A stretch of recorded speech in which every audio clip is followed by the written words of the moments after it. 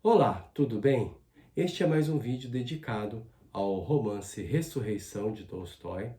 Hoje vou ler aqui o capítulo 16 da primeira parte. Apenas para retomar o fio da história, o Nekliudov, né?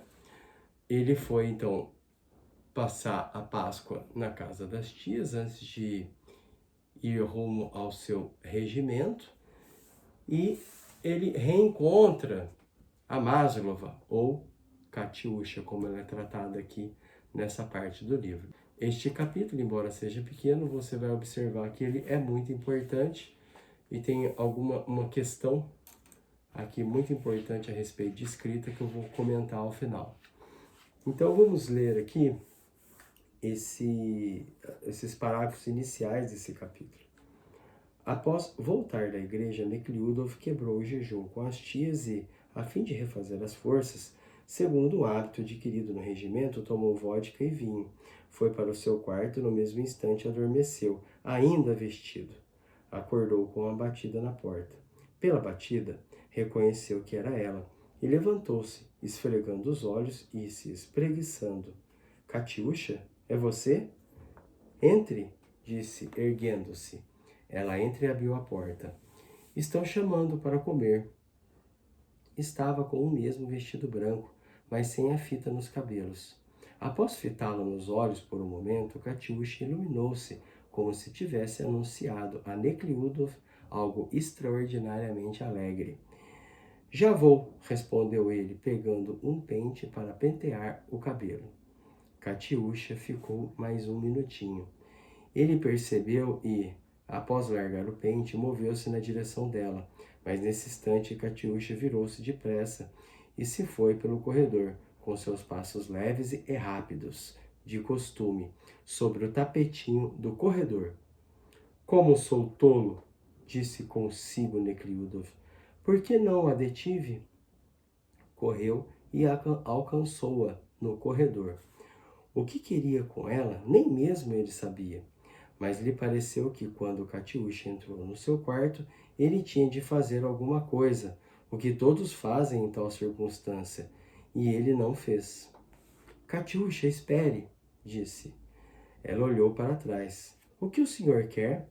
Perguntou, parando por um momento. Nada, só... E depois de fazer um esforço contra si mesmo, e lembrando como todos, em geral, agem em tais circunstâncias, abraçou Katiusha pela cintura. Ela ficou parada e fitou-o nos olhos. Não, Dmitri Ivanovich, não! Disse, ruborizada à beira das lágrimas, e com sua mão áspera e forte repeliu a mão que a abraçava. Nekliudov soltou-a e por um instante sentiu-se não só desconfortável e envergonhado, mas também enojado de si mesmo. Deveria ter acreditado em si, porém não entendeu que aquele desconforto e aquela vergonha eram os melhores sentimentos de sua alma, que pediam para se exteriorizar. Ao contrário, pareceu-lhe que nisso lhe falava a sua tolice, que era preciso fazer o que todos faziam. Alcançou-a mais uma vez, abraçou-a de novo e beijou-a no pescoço. Esse beijo foi completamente distinto dos dois primeiros beijos. O beijo inconsciente atrás da moita de lilazes e o outro naquela madrugada, na igreja. Esse beijo agora foi terrível e Katiusha sentiu isso. O que o senhor está fazendo? Gritou com voz de quem tivesse quebrado, de modo irremediável, algo infinitamente precioso, e correu a trote para longe dele. Bom, o que nós observamos aqui nesse começo? Essa indecisão de Nekliudov a respeito de como se comportar com relação a Katiusha. Observe que em alguns momentos ele a enxerga ainda com aqueles olhos daquele jovem, né? Quando ele fala aqui, né? Que aquele desconforto, aquela vergonha eram os melhores sentimentos de sua alma, né? Quando ele se censura por ter se comportado de uma maneira um tanto atrevida com relação a ela, ao abraçá-la na cintura, ao pegá-la na cintura, né? E também esse comportamento ele pondera em alguns momentos aqui que ele deve se comportar como as outras pessoas fazem, né, naquelas situações, né? Ou seja, abraçar a mulher mesmo, né? Então, observe que ele tem aquilo que foi apontado nos capítulos anteriores entre essa personalidade animal e espiritual, elas dividem o íntimo do Nekhlyudov, né? Parece que são dois padrões de comportamento que estão em disputa em seu íntimo, né? E ele não sabe como se comportar com relação a ela. Ele ainda está indeciso, né? A respeito do que ele vai fazer com relação a Katiusha. Então, vamos prosseguir aqui. Eu vou ler na sequência. Basicamente, eu vou ler esse capítulo inteiro, né? E nós vamos acompanhando aqui o que vai acontecer aqui no íntimo do Nekhlyudov. Então vamos ler aqui agora os parágrafos seguintes. Nekhlyudov entrou na sala de refeições. As tias bem vestidas, o médico e também uma vizinha estavam de pé junto à mesa dos antepastos. Tudo estava como de costume, mas na alma de Nekhlyudov havia uma tempestade. Ele não compreendia nada do que lhe diziam, respondia de modo despropositado e só pensava em Katiusha, recordando a sensação daquele último beijo, quando ele a alcançou no corredor. Não conseguia pensar em mais nada quando Katiusha entrou na sala. Ele, sem olhar para ela, sentiu sua presença.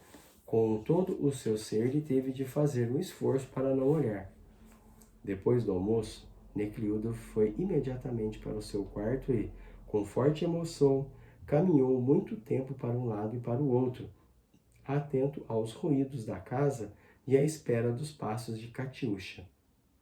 A personalidade animal que morava dentro dele não só levantara a cabeça agora, como também calcara sob os pés a personalidade espiritual que ele tinha sido em sua primeira estada na casa das tias e até aquela manhã na igreja.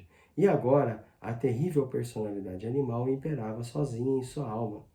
Apesar de estar o tempo todo à espreita de Katiusha, Nekhlyudov não conseguiu nenhuma vez encontrar-se com ela, a sós naquele dia. Na certa, ela o evitava. Mas ao anoitecer aconteceu de ela ter de ir ao quarto vizinho ao que ele ocupava. O médico ia pernoitar ali, e Katiusha teve de fazer a cama para o hóspede. Ao ouvir seus passos, Nekhlyudov, pisando de leve e contendo a respiração, como que se preparando para cometer um crime, entrou atrás dela. Com as mãos enfiadas na fronha limpa e segurando com elas o travesseiro pelas pontas, Katiusha olhou para trás, para ele, e sorriu, mas não com alegria e contentamento como antes, mas com um sorriso assustado, queixoso. O sorriso parecia dizer a Nekhlyudov que o que ele estava fazendo era errado. Por um momento ele se deteve. Ali ainda havia uma possibilidade de luta. Embora fraca, ainda se fez ouvir a voz do amor verdadeiro por ela. A voz que falava para Nekhlyudov sobre Katiusha, sobre os sentimentos e sobre a vida dela. Uma outra voz dizia: olhe bem, vai deixar escapar o seu prazer, a sua felicidade? E essa outra voz abafou a primeira. Ele se aproximou resolutamente de Katiusha, e um sentimento irreprimível, aterrador e animal apoderou-se de Nekhlyudov. Aqui, o narrador continua a mostrar, né, essa disputa que acontece no íntimo do Nekhlyudov, né? Observe bem aqui num determinado parágrafo, né, que cada frase indica que ora para se portar de uma maneira, ora para se portar de outra maneira, ora para seguir ali aquele eu espiritual, ora para seguir aquele eu animal. Então, observe bem esse conflito que ocorre, né, na alma do Nekhlyudov, né, e como aos poucos ele vai cedendo o seu eu espiritual vai cedendo para o eu animal, né? Que é o que representa, né? O eu animal, ele representa a satisfação dos prazeres, né? E é um eu que se porta de acordo com o que os outros pensam, mas não com as suas próprias convicções, as convicções do Nekliudov, né? É importante ressaltar aqui que, embora a Katiusha, com um sorriso, sinalize ao Nekliudov que o que ele está fazendo é errado, ele continua, né? Então você vê que ele é, de fato, levado por esse eu animal. O que não é nenhuma novidade, porque nós sabemos já foi dito, né?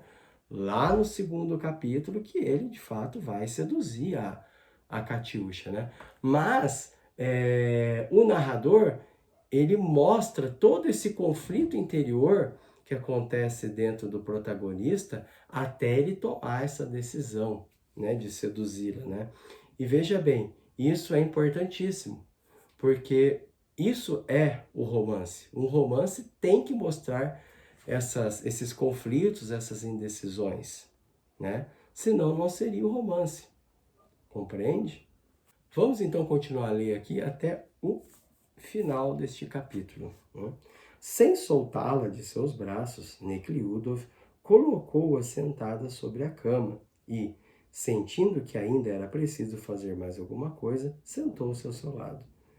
Dmitri Ivanovich, querido, por favor, me solte, disse ela com voz queixosa. Matriona Pavlovna está vindo.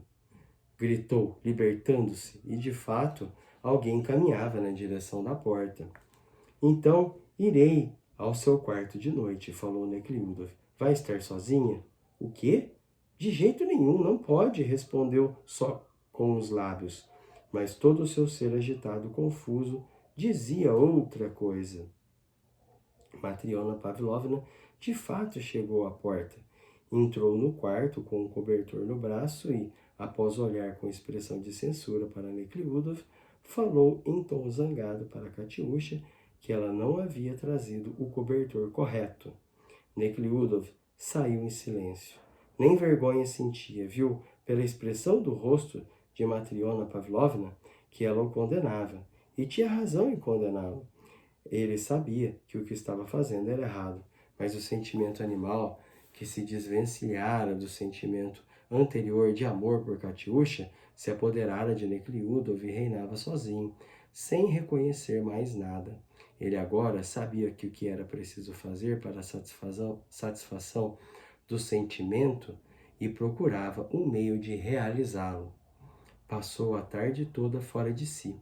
Ora ia ao quarto das tias, ora ia para o seu quarto e para a varanda, e só pensava em uma coisa: como vê-la a sós. Mas ela fugia de Nekliudov e Matriona Pavlovna esforçava-se para não a perder de vista. Bom, aqui nós percebemos o seguinte, né? Nesse diálogo, né? Então irei ao seu quarto à noite, falou Nekliudov, vai estar sozinha? O quê? De jeito nenhum, não pode. Respondeu só com os lábios, mas todo o seu ser agitado, confuso, dizia outra coisa. Então o que nós percebemos aqui? Que a própria Katiusha também está indecisa, né? Ela, no seu íntimo, ela deseja o Nekliudov, né? Embora não o deseje dessa maneira como agora ele se apresenta para ela, né? Então, há por parte dela um interesse, óbvio, né? Por ele, né? E ele percebe isso, né? E ele usa disso, né? Ele agora que ficou claro que o eu animal venceu e que ele está decidido a conquistá-la, a seduzi-la, né? Nem que seja por uma noite, né? Porque nós já sabemos que é isso que vai acontecer, já foi contado lá no segundo capítulo, né? Nós sabemos que eles vão ter um envolvimento rápido e inclusive ela vai ficar grávida, né? Ele decidiu então seduzi-la, né? Nem que seja por uma noite, né? Então aquele Nekliudov, que é o Nekliudov adulto, né? Porque observe bem, como já foi dito num vídeo anterior, esse eu animal, né, prevalecendo sobre todas as decisões, né, do Nekliudov, isso é exatamente o que ele é como adulto, né? Ele é conduzido pelos prazeres, por uma vida mais fácil, pela opinião das outras pessoas. Ele apagou as suas próprias preferências, aquilo que ele considerava de valioso para ele, né? Ele deixou isso tudo de lado, isso ficou na juventude, e esse homem ponderado aqui, guiado por este eu animal, é já o homem da fase adulta, né? E aqui, então, ele vai seduzir a Katiusha, nem que seja por uma noite só, e vai acabar engravidando essa mulher, né? Então, observe bem, né? Uma coisa interessante aqui, nós sabemos lá pelo capítulo 2, quando foi descrita aí, foi contada, né? A vida da Katiusha, desde o seu nascimento até ela ser presa, que ela foi seduzida por muitos homens e chegou inclusive a se tornar uma prostituta, né? Então observe bem que esse comportamento agora do Nekliudov, tentando seduzi-la por apenas uma noite que seja, não é muito distante dos outros homens que a seduziram e, né, que a assediaram, né? Então observe que essa foi a experiência dela desde o princípio, né? Ela não teve oportunidade em sua vida de viver um amor, vamos dizer assim, verdadeiro, né? De ter uma relação realmente respeitosa com o homem, né? Ela não teve essa oportunidade na vida. Teria com o Nekliudov, se o Nekliudov não se deixasse conduzir por esse eu animal, e se ele não abafasse a sua própria personalidade, as suas próprias preferências, né? Se ele não jogasse para um canto da sua alma suas próprias preferências, para se tornar mais um na sociedade, né? Talvez ela teria vivido esse amor verdadeiro com ele, né? Se ele não tivesse se transformado em apenas mais um nobre conduzido pelos humores do seu tempo, né? E pelos pensamentos das outras pessoas, né? Se não tivesse tornado uma pessoa fútil como ele acabou se tornando, né? Então, essa é a vida da Maslow, uma vida muito sofrida desde o início, né? E esta é a vida do Nekliudov, né? A vida de uma pessoa que nunca enfrentou grandes dificuldades, né? E teve sempre tudo muito fácil, né? E é isso. Vamos, então, essa é a leitura de hoje. Espero que vocês tenham gostado desse vídeo. Se gostaram, peço que curtam, compartilhem com as pessoas. Não deixem de subscrever o canal e compartilhar esse vídeo com pessoas também interessadas em literatura e na escrita. Ok? Então, até o próximo vídeo.